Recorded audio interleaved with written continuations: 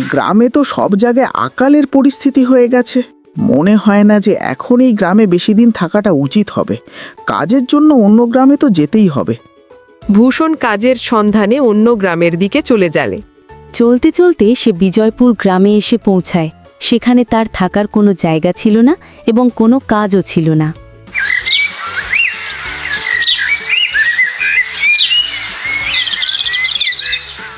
চলতে চলতে সে এক ধনী কৃষক জগৎ শেঠের কাছে এসে পৌঁছায়। শেঠ গে, আমি ভূষণ, অন্য গ্রাম থেকে এসেছি।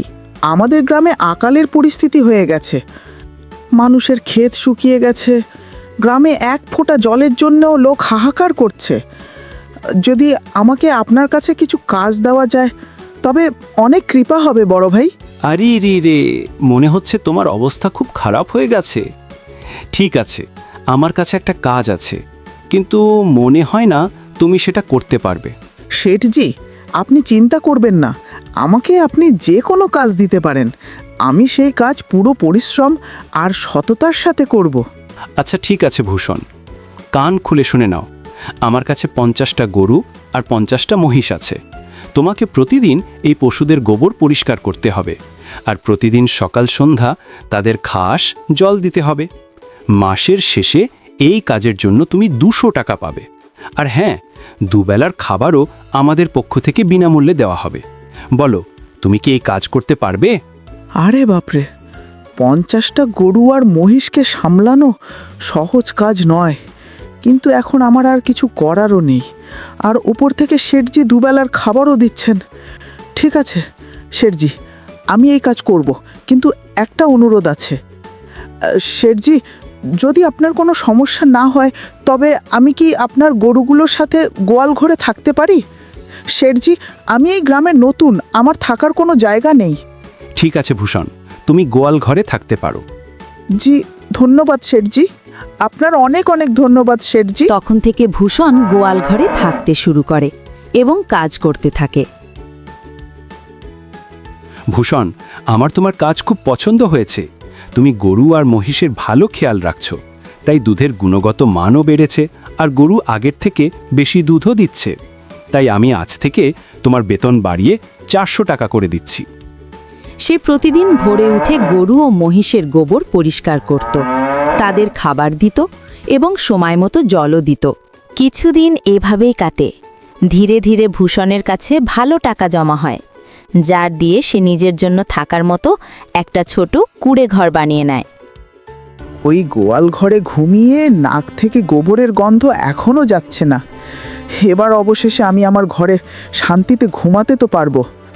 সে প্রতিদিন ভোরে উঠে গরু ও মহিষের গোবর পরিষ্কার করত, তাদের খাবার দিত এবং সময়মতো জলও দিত। প্রতিদিন ভূষণ তার কাজ সততা ও সম্পূর্ণ পরিশ্রমের সাথে করত। জগৎ শেঠের ভূষণের কাজ খুব পছন্দ হতে থাকে। শেঠজি, আজকাল গ্রামে চুরির সমস্যা খুব বেড়ে গেছে। আর আমার কাছে কিছু টাকাও জমা আছে, যা আমি আমার ঘরে রেখেছি। কিন্তু আমার সেই টাকা চুরির চিন্তা হচ্ছে। আপনি তো জানেন যে আমি সারাদিন আপনার কাছেই কাজ করি আর শুধু রাতেই বাড়ি ঘুমাতে যাই। তাই আমার রোজ সেই টাকা চুরির চিন্তা হয়। হ্যাঁ ভূষণ, তুমি ঠিকই বলছো। প্রতিদিনই গ্রামে নতুন নতুন চুরির ঘটনা সামনে আসছে, আর সারাদিন তো তোমার ঘর খালিই থাকে, তাই চুরি হওয়ার সম্ভাবনা তো নিশ্চয়ই আছে। দেখো ভূষণ, এই গ্রামে একটি জায়গা আছে যেখানে তোমার ধন সুরক্ষিত থাকতে পারে, আর সেটা হলো জমিদারের বাড়ি। ওহ, এমনটা কি শেঠজি? ঠিক আছে, তাহলে আজই আমি জমিদারজির সাথে দেখা করে কথা বলবো আর তাকে নিজের সমস্যা জানাবো। এই কে? কোথায় ভেতরে আসছো? সেখানেই দাঁড়িয়ে যাও। জি জি, আমাকে জমিদারজির সাথে দেখা করতে হবে। আমার তার সাথে কিছু কাজ আছে। জি, আমাকে কিছু টাকা তার কাছে জমা রাখতে হবে। সেই কাজের জন্যই আমি এসেছি। আচ্ছা ঠিক আছে, তুমি ভেতরে যেতে পারো। নমস্তে জমিদারজি, আমি ভূষণ, জগৎ শেঠের ওখানে কাজ করি।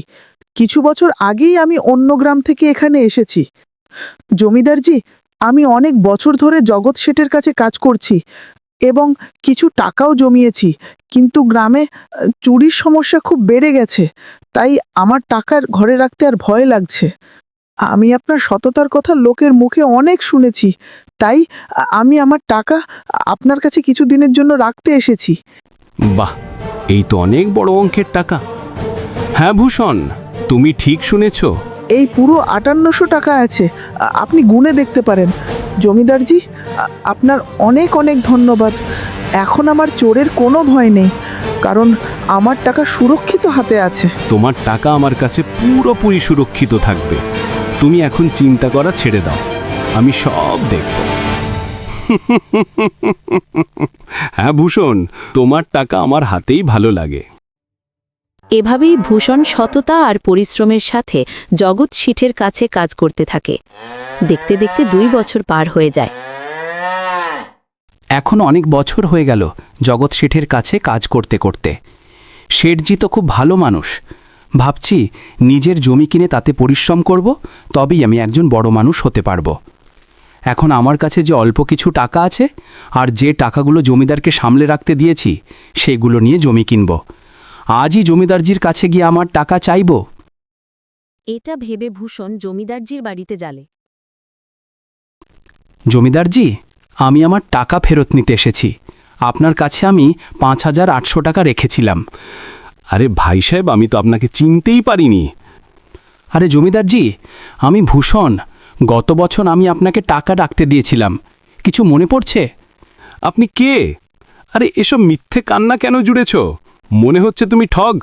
না জমিদারজি, আমি আপনার পায়ে পড়ছি, দয়া করে আমার টাকা ফেরত দিন। অনেক কষ্ট করে আমি এই টাকা জমিয়েছিলাম, আমার ওপর এরকম অন্যায় করবেন না। আর আমার সততা ও সরলতার সুযোগ নিয়ে টাকা নিতে এসেছো? দাঁড়াও, এখন তোমাকে শিক্ষা দিচ্ছি। একে ততক্ষণ মারো যতক্ষণ না অজ্ঞান হয়ে যায়। ভূষণের শরীরে আঘাতের চিহ্ন স্পষ্ট দেখা যাচ্ছিল।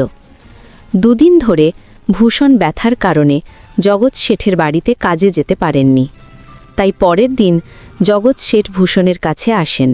ভূষণ ভাই, তুমি 2 দিন কাজে আসোনি, কি হয়েছে ভাই? তোমার শরীর ঠিক আছে তো? কোনো সমস্যা হয়েছে কি? জগৎ শেঠ, কি বলবো, যে জমিদারের কাছে গত বছর আমি আমার টাকা রাখতে দিয়েছিলাম, সে আজ আমার টাকা ফেরত দিতে চাইছে না। সে খুব লোভী মানুষ, সে লোক ঠকায়। আর যখন আমি পরে কাকুতি মিনতি করলাম, তখন সে আমাকে তার লোক দিয়ে মেরে ঘর থেকে বের করে দিল। আরে বাপরে, এই তো খুব গুরুতর বিষয়। না জগৎ শেঠ, আপনি তো আমার ভালোই চাইছিলেন। এটা তো সেই জমিদারের লোভ। এখন মনে হয় না যে আমি সেই জমিদারের থেকে টাকা ফেরত পাব। আমি তো জমিদার সম্পর্কে ভালোই শুনেছিলাম, আমারও জানা ছিল না যে সে এত খারাপ। তাই আমি ভাবছিলাম যে তার সম্পত্তি এত দ্রুত বাড়ছে কেন। আমাকে মাফ করে দাও ভূষণ, আমি তো তোমাকে জমিদারের কাছে যেতে বলেছিলাম, ভুল তো আমারও আছে। ভূষণ, আমার কাছে একটা বুদ্ধি আছে। ঠিক আছে শেঠজি, হে উপরওয়ালা, এই বুদ্ধি যেন সফল হয়। পরের দিন জগৎ শেঠ অনেক টাকা একটি সুটকেসে ভরে নিজে জমিদারের বাড়ি যান। আরে জগৎ শেঠ, আপনি আজ আপনি নিজে এখানে? বলো ভাই, এই গরিবের বাড়িতে কি কারণে আসা হলো? নমস্তে জমিদারজি। আরে জমিদারজি, আপনি তো আমাকে লজ্জা দিচ্ছেন। আমি তো কিছু মাসের জন্য অন্য রাজ্যে ব্যবসা করতে যাচ্ছি। আমি প্রায় 50,000 টাকা নিয়ে এসেছি। আমার ভয় হচ্ছে যে এগুলো চুরি না হয়ে যায়। আপনি কি আমার এই সব টাকা আপনার কাছে সামলে রাখতে পারবেন? আপনার ছাড়া এই গ্রামে আর কারুর ওপর আমি ভরসা করতে পারি না। আরে ভূষণ, তুমি? ভালো হলো যে তুমি এসেছো। আমি তোমার কাছেই যাচ্ছিলাম। আমাকে মাফ করো, আমি সেদিন তোমাকে চিনতে পারিনি। এত লোক আমার কাছে আসে, তা একটু সমস্যা হয়, কিন্তু আমি আমার কথার পক্কা। হ্যাঁ, দাঁড়াও, আমি তোমার সব টাকা এক্ষুনি দিচ্ছি। মাফ করে দিও ভূষণ, আমার লোকেরা সেদিন তোমার সাথে খারাপ ব্যবহার করেছে। আমি আজই ওদের কাছ থেকে বের করে দিচ্ছি। এইবার তো বড় মাছ হাতে এসেছে, বারবার এমন সুযোগ আসে না। ভূষণ আর কিছু না বলে সেখান থেকে চলে যায়। আরে কি ব্যাপার জমিদারজি, আপনি তো আপনার কথার খুব পক্কা। তাহলে ঠিক আছে, আমি আমার সব টাকা আপনার কাছে রেখে যেতে পারি। কিন্তু পরের বার নিশ্চয়ই তোমার কাছেই আসব। কিন্তু পরের বার নিশ্চয়ই তোমার কাছেই আসব। এটা বলে জগৎ শেঠ ও তার চাকর নিজেদের টাকা নিয়ে সেখান থেকে চলে যান। থেত্তেরি, এটা কি হলো? এই 50,000 তো গেলই, আর ভূষণের যে 5800 টাকা আমি হজম করে নিয়েছিলাম সেটাও চলে গেল। যে ব্যক্তি পরিশ্রম আর সততার সঙ্গে কামাই করে, ভগবান তার কখনোই খারাপ হতে দেন না। আর যে হারামের রোজগার খায়, তার কখনোই ভালো হতে দেন না।